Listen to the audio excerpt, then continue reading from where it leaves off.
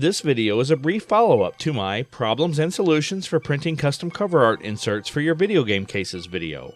It has a few additional tips and info that was cut from that first video for time or pacing reasons.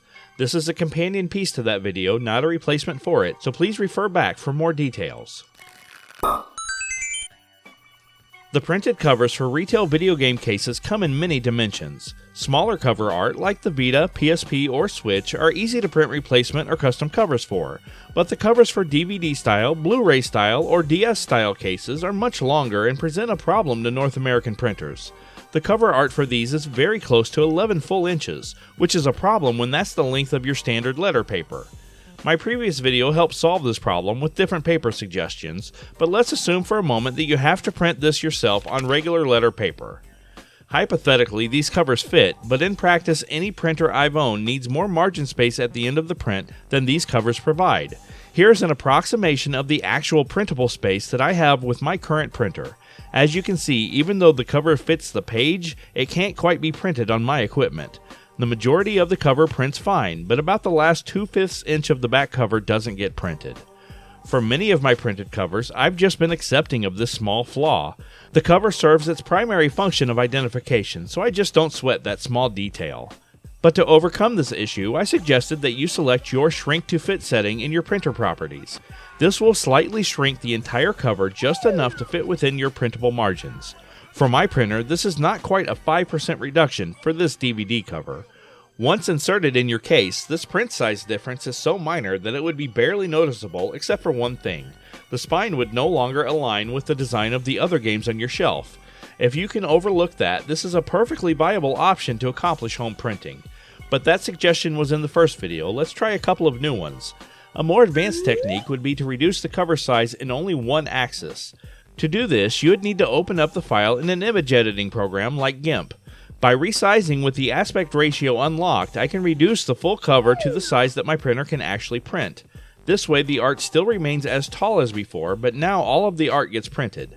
Again, this is a very small adjustment distributed across the whole page, so the scaling is so subtle that it's not likely to be noticeable at all, even when comparing the spines to full-sized art. I'm currently of the opinion that this is the best overall option for tricky home printing. My last thoughts on the matter take this one step further. If you simply can't stand the idea of your spine graphics being compressed at all, you could split the cover into elements and scale them individually.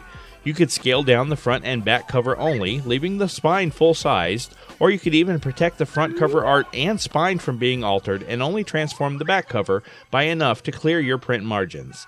I think this is too many extra steps when the previous suggestion was sufficient, but I still wanted to share the thought. As you tackle your custom printing projects, you may at any time come across a new variable that you haven't encountered before. Be on the lookout if you are printing a cover with a white background. When you go to cut it out, you won't have an outline to follow. Add a border of a few pixels. I usually use a neutral shade like a medium gray, or some editing programs have a crop marks option when you print. This will make target marks at the corners of the printed image, giving you landmarks to guide your cuts. In commercial printing, a bleed area is printed past the actual cut lines, so any slight misalignments of the cuts are not obvious. Some image programs have a bleed option for printing as well. GIMP does not. There are a couple of ways to go about it, but if you are more advanced at image editing, let me recommend this. Open the cover you want to print. Expand the canvas size by about 1/8 of an inch, or say 40 pixels all the way around. Duplicate the cover twice. Okay, stretch the bottom layer by 80 pixels horizontally, and stretch the middle layer 80 pixels vertically. This will give your finished print obvious corners to use as cutting landmarks, but also a good color bleed area to be more forgiving to your cuts, especially if you have issues cutting exactly on the borders. But admittedly, this is a lot of extra work to put towards such a small problem. I also wanted to note that on my machine, my GIMP print preview doesn't match the page output. This is an uncommon but known issue with no current solution. I still edit with GIMP, but if I need precise page placement, I have to avoid printing from it. But with the A4 paper I talked about, I shouldn't need to adjust the default settings anyway. I mentioned that I like to make tweaks and edits to some of the covers I find. Sometimes they are really nitpicky, like this Netflix disc cover has an ESRB rating. That's not right. And this barcode's text is all zeros, but that's not what the barcode reads. Otherwise the bars would be more uniform. On my version, I replaced the barcode with an earlier version of my mock UPC, and I replaced the ESRB rating with both the MPAA and the US TV Parental Guidelines ratings. It seemed more appropriate. Lastly, I wanted to tell you a story about one of my favorite covers. I found this cover for Pac-Man Versus on a now defunct cover site. I really liked it, but it too had issues I wanted to fix. Let's look at the back first. This game doesn't write to the memory card. And these are, frankly, goofy-looking hand-drawn ghosts. I replaced those. This bit is from an IGN screenshot, and it still has the IGN watermark. I removed it. Take that, Capcom. I changed the front the most. More goofy illustrated ghosts. The maze pictured is from Miss Pac-Man instead of Pac-Man. Also, Pac-Man's position is impossible. Can you tell? So I tweaked all of it. The finished print turned out great, even though the original image had been created at a mere 100 ppi.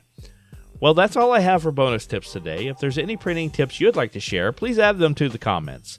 Thank you for watching. If you like my channel, the best way to help is by subbing, liking, commenting, and above all else, sharing. Here's to you turning your game room ideas into game room realities.